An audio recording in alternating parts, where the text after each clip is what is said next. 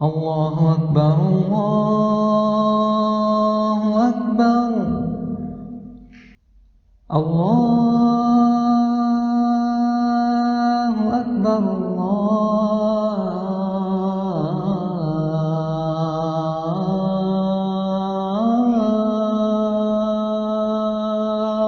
أكبر. أشهد أن لا إله إلا الله.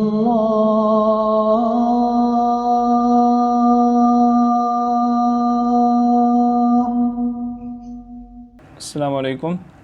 آج کے لیسن میں ہم اسم ضمیر کے بارے میں سیکھیں گے، لیکن اس سے پہلے ایک دو باتیں میں آپ سے کرنا چاہتا ہوں. اکثر لوگ یہ سمجھتے ہیں کہ عربی زبان بہت مشکل ہے. وہ عربی زبان سیکھنا چاہتے ہیں، عربی زبان سیکھنے کا شوق رکھتے ہیں، لیکن ان کو یہ گرامر بہت مشکل لگتی ہے. اسی لیے یہ جو کورس ہے جو آپ دیکھ رہے ہیں، یہ کورس ہم نے بہت ہی آسان اور سادہ الفاظ میں اور بہت ہی اٹریکٹیو طریقے سے اس کو تیار کیا ہے. یہ کورس انتہائی آسان ہے، لیکن ان لوگوں کے لیے جو اس کورس کو شروع سے ترتیب کے ساتھ دیکھتے آ رہے ہیں. تو آپ سے گزارش ہے کہ اگر آپ یہ پہلی ویڈیو دیکھ رہے ہیں تو آپ کو شاید یہ لیسن بہت مشکل لگے، اس لیے آپ شروع سے ترتیب کے ساتھ ان ویڈیوز کو دیکھیں اور ویڈیو کو دیکھ کے باقاعدہ ایک کلاس کی طرح اس کے نوٹس تیار کریں اور پھر اس کو دہرائیں، اس کی ریویژن کریں. اگر آپ ایسا نہیں کریں گے تو آپ کو یہ کورس بھی باقی عربی کورسز کی طرح بہت ہی مشکل لگے گا. تو آئیے چلتے ہیں آج کے لیسن کی طرف. اسم ضمیر کسے کہتے ہیں؟ اسم ضمیر کے متعلق جاننے کے لیے آئیے ایک واقعہ سنتے ہیں. علی ایک بہت اچھا لڑکا تھا. علی اسلام آباد میں رہتا تھا. علی روزانہ صبح 8 بجے اسکول جاتا. ایک دن علی اسکول جانے کے لیے گھر سے نکلا. باہر علی کا دوست عمر کھیل رہا تھا. تب علی کو یاد آیا کہ آج تو چھٹی کا دن ہے. اس بات سے علی کو بے حد خوشی ہوئی اور علی گھر میں بستہ رکھ کر عمر کے ساتھ کھیلنے لگا. کیا آپ کو اس چھوٹی سی کہانی میں کچھ گڑبڑ محسوس ہوئی؟ کیا آپ نے محسوس کیا کہ علی کا نام بار بار آ رہا ہے اور یہی بات سننے میں الجھن پیدا کر رہی ہے اور اس کے ساتھ ہی جملوں کی خوبصورتی بھی ختم ہو رہی ہے؟ اس لیے ہم علی کی جگہ کچھ اور لفظ استعمال کرتے ہیں. علی ایک بہت اچھا لڑکا تھا. وہ اسلام آباد میں رہتا تھا. وہ روزانہ صبح 8 بجے اسکول جاتا. ایک دن وہ اسکول جانے کے لیے گھر سے نکلا. باہر اس کا دوست عمر کھیل رہا تھا. تب اسے یاد آیا کہ آج تو چھٹی کا دن ہے. اس بات سے اسے بے حد خوشی ہوئی اور وہ گھر میں بستہ رکھ کر عمر کے ساتھ کھیلنے لگا. اب یہ کہانی سننے میں اچھی لگ رہی ہے. علی نام کی جگہ ہم نے یہ جو الفاظ استعمال کیے ہیں وہ ان کو اسم ضمائر کہا جاتا ہے یا اسم ضمیر کہا جاتا ہے. لہذا اسم ضمیر کی تعریف کچھ یوں ہوگی کہ اسم کی جگہ جو لفظ استعمال کیے جاتے ہیں ان کو اسم ضمیر کہا جاتا ہے. انگلش میں اسے پروناؤن کہتے ہیں، جیسے ہی، شی، it, they, I, we, you وغیرہ. عربی ضمائر اردو یا انگلش ضمائر سے ذرا مشکل ہیں، لیکن یہاں ہم ان کو گریجولی آہستہ آہستہ یاد کریں گے تاکہ آپ کو کسی قسم کی مشکل پیش نہ آئے. اردو اور انگلش میں ضمائر 3 حصوں میں تقسیم کیے جاتے ہیں: فرسٹ پرسن یعنی متکلم، سیکنڈ پرسن یعنی مخاطب، تھرڈ پرسن یعنی غائب. وہ بندہ جو بات کر رہا ہوتا ہے جب وہ اپنے لیے کوئی ضمیر استعمال کرے گا تو اسے ہم فرسٹ پرسن کہتے ہیں. مثال کے طور پہ ابھی میں آپ سے بات کر رہا ہوں تو میں اپنے لیے میں کا لفظ استعمال کر رہا ہوں یا انگلش میں آئی کا لفظ استعمال کروں گا. یا ہم 2 یا 3 بندے بات کر رہے ہیں، ہم اپنے لیے ہم کا لفظ استعمال کرتے ہیں یا وہی کا لفظ استعمال کرتے ہیں، تو یہ ہے فرسٹ پرسن۔ میں آپ سے مخاطب ہوں، میں آپ سے بات کر رہا ہوں، تو آپ کے لیے میں آپ کا لفظ استعمال کر رہا ہوں، یا انگلش میں یو کا لفظ استعمال کروں گا، تو یہ ہو گیا سیکنڈ پرسن، یعنی آپ سیکنڈ پرسن ہیں، جس سے بات کی جا رہی ہے وہ سیکنڈ پرسن ہے۔ اب جس کے متعلق بات کی جا رہی ہے، میں آپ سے عربی کے متعلق بات کر رہا ہوں، تو یہ عربی تھرڈ پرسن ہے۔ میں آپ سے کسی اور شخص کے بارے میں بات کر رہا ہوں، تو یہ جو تیسرا شخص ہے وہ تھرڈ پرسن ہے، اس کے لیے ہم وہ کا لفظ استعمال کرتے ہیں، یا انگلش میں ہی، شی، اٹ، دے وغیرہ کا لفظ استعمال کیا جاتا ہے۔ عربی میں بھی ضمائر کو انہی 3 حصوں میں تقسیم کیا جاتا ہے۔ کون کون سے 3 حصے؟ متکلم، مخاطب اور غائب۔ غائب کے بارے میں ایک بات ذہن نشین کرنے کی ہے کہ اگرچہ یہ لفظ غائب ہے، لیکن اس کے لیے ضروری نہیں کہ وہ بندہ جس کے بارے میں ہم بات کر رہے ہوں وہ وہاں سے غائب ہو، وہاں پہ حاضر نہ ہو، ایبسنٹ ہو، تب ہم اس کے بارے میں بات کریں تو وہ تھرڈ پرسن ہوگا، یہ ضروری نہیں ہے۔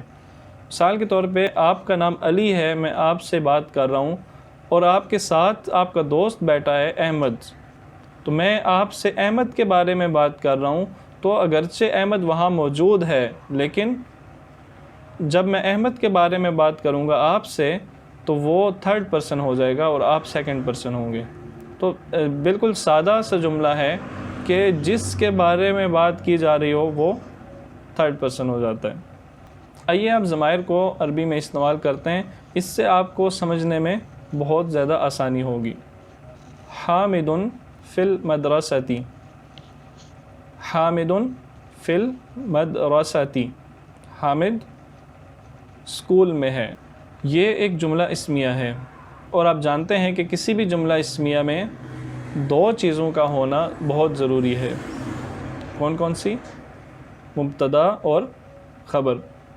جس چیز کے بارے میں بات کی جا رہی ہو اسے مبتدا کہتے ہیں، اور خبر کیا ہوتا ہے کہ جس چیز کے بارے میں ہم بات کر رہے ہیں، ہم جو خبر دے رہے ہیں اس کو خبر کہتے ہیں۔ مثال کے طور پہ یہی جملہ دیکھیں، حامد فی المدرسۃ، حامد اسکول میں ہے، تو اس جملے میں کس کے بارے میں بات کی جا رہی ہے؟ اسکول کے بارے میں نہیں، اسکول کے بارے میں بات نہیں کی جا رہی، بلکہ حامد کے بارے میں بات کی جا رہی ہے۔ تو حامد یہ مبتدا ہے، اور حامد کے بارے میں کیا بات کی جا رہی ہے؟ حامد کے بارے میں یہ بتایا جا رہا ہے، یہ انفارمیشن دی جا رہی ہے کہ وہ اسکول میں ہے، تو اس لیے فی المدرسۃ یہ خبر ہو جائے گا۔ تو فی، اس میں فی کیا ہے؟ فی حرف جر ہے، جار ہے، اور مدرستی حرف جر کے آنے کی وجہ سے مدرسہ کے اینڈ پہ زیر آ گئی ہے، یہ مجرور ہو گیا ہے، تو یہ جار اور مجرور یہ دونوں مل کے خبر بنا رہے ہیں، حامد اسکول میں ہے۔ اس میں اگر ہم حامد کی جگہ اسم ضمیر استعمال کرنا چاہیں تو ہم کہیں گے ہوا فی المدرسۃ، ہوا فی المدرسۃ۔ اب یہ جملے کا سٹرکچر جو ہے، جملے کی بناوٹ جو ہے، یہ بالکل اسی طرح ہے، جملے کی بناوٹ بالکل تبدیل نہیں ہوئی، لیکن ہم نے حامد کی جگہ اس کا ضمیر استعمال کر دیا ہے۔ تو یہاں بھی اگر آپ دیکھیں تو ہوا کے بارے میں بات کی جا رہی ہے، ہوا مبتدا ہوگا، فی المدرسۃ یہ خبر ہوگی۔ اس جملے کے شروع میں ہوا آیا ہے جو کہ اسم ضمیر ہے، کیوں؟ کیونکہ یہ ایک اسم کی جگہ استعمال ہوا ہے، اور کون سے اسم کی جگہ استعمال ہوا ہے؟ حامد کی جگہ، کیونکہ یہ جملہ اسم سے شروع ہو رہا ہے، یعنی ہوا یہ ایک اسم ہے، یہ جملہ اسم سے شروع ہو رہا ہے، اس لیے یہ جملہ اسمیہ ہوگا۔ اچھا، اب حامد جو ہے وہ تو ایک مذکر اسم ہے، اگر کوئی مؤنث اسم ہو اور اس کی جگہ ہمیں ضمیر استعمال کرنا ہو تو کیا اس کی جگہ بھی ہوا ہی لگے گا؟ آئیے دیکھتے ہیں۔ آمنۃ علی السقف، آمنۃ علی السقف، آمنہ چھت پر ہے۔ آمنہ یہاں پہ مبتدا ہے کیونکہ آمنہ کے بارے میں بات کی جا رہی ہے، یہ بھی جملہ اسمیہ ہے کیونکہ اسم سے شروع ہو رہا ہے۔ تو آمنہ کے بارے میں بات کی جا رہی ہے۔ آمنہ کے بارے میں کیا بات کی جا رہی ہے؟ یہ کہا جا رہا ہے، یہ بتایا جا رہا ہے کہ آمنہ چھت پر ہے، تو علی السقف جو ہے یہ خبر ہوگی۔ یہاں پہ ہم آمنہ کی جگہ ضمیر استعمال کرتے ہیں تو ہوا نہیں بلکہ ہیا کا استعمال کریں گے۔ ہیا علی السقف، ہیا علی السقف۔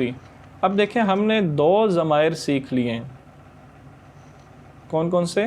ہوا اور ہیا۔ ہوا کس کی جگہ استعمال ہوتا ہے؟ تھرڈ پرسن لیکن مذکر کی جگہ، اور ہیا کس کے لیے استعمال ہوتا ہے؟ تھرڈ پرسن لیکن مؤنث کی جگہ۔ ضمائر کی کچھ اور مثالیں دیکھتے ہیں۔ این السیارۃ، این کا مطلب کیا ہوتا ہے؟ کہاں۔ سیارہ گاڑی، کار۔ این السیارۃ، گاڑی کہاں ہے؟ اب ہم جواب دیں گے تو ہم یہ نہیں کہیں گے کہ گاڑی وہاں پہ ہے، ہم کہیں گے وہ سڑک پر ہے یا وہ گھر میں ہے یا وہ گلی میں ہے، ہم اس طرح کہیں گے۔ تو وہ جب ہم بولیں گے تو پہلے ہم نے یہ دیکھنا ہے کہ سیارہ مذکر ہے یا مؤنث ہے۔ اگر وہ مذکر ہے تو ہم اس کی جگہ ہوا کا لفظ استعمال کریں گے، اگر وہ مؤنث ہے تو اس کی جگہ ہیا کا لفظ استعمال کر دیں گے۔ تو سیارہ مذکر ہے یا مؤنث؟ سیارہ مؤنث ہے، کیوں؟ کیونکہ اس کے آخر میں گول تا مدورہ استعمال کی گئی ہے، گول تا استعمال کی گئی ہے۔ تو عربی زبان میں گول تا کا آ جانا اس بات کی علامت ہوتا ہے کہ وہ لفظ مؤنث ہے۔ تو ہم کیا کہیں گے؟ ہیا علی الشارع، وہ سڑک پر ہے۔ این الولد، لڑکا کہاں ہے؟ اب ولد مذکر ہے تو ہم کہیں گے ہوا فی البیت، وہ گھر میں ہے۔ این فاطمۃ، فاطمہ کہاں ہے؟ ہیا، فاطمہ مؤنث ہے تو ہم ہوا نہیں بلکہ ہیا بولیں گے۔ ہیا فی المطبخ، وہ کچن میں ہے۔ امید ہے کہ یہ لیسن آپ کو بہت ہی آسان لگا ہوگا۔ اس کے باوجود کہ عربی میں ضمائر بہت مشکل ہیں، لیکن انشاءاللہ آپ کو ضمائر اس طریقے سے سکھائے جائیں گے کہ یہ آپ کو بالکل بھی مشکل نہیں لگیں گے۔ آپ کے لیے ایک ہوم ورک ہے جس کا جواب آپ نیچے کمنٹس میں یا اس نمبر پر واٹس ایپ پہ اس کا جواب دے سکتے ہیں۔ یہ جو جملے ہم نے پڑھے ہیں، ہوا فی البیت، ہیا فی المطبخ، ہیا علی الشارع، آمنۃ علی السقف، اور حامد فی المدرسۃ۔ ان جملوں میں آپ نے مجھے یہ بتانا ہے کہ اس میں مبتدا کیا ہے اور خبر کیا ہے، اور خبر کن چیزوں سے مل کے بنی ہے۔ یہ مثال اس کے آپ کے سامنے موجود ہے۔ اس طرح آپ نے باقی سارے جملوں کو سالو کر کے بتانا ہے ان جملوں کا سٹرکچر کیا ہے، یہ کن کن چیزوں سے مل کے بنے ہیں۔ ملتے ہیں اگلے لیسن میں۔ السلام علیکم ورحمۃ اللہ وبرکاتہ۔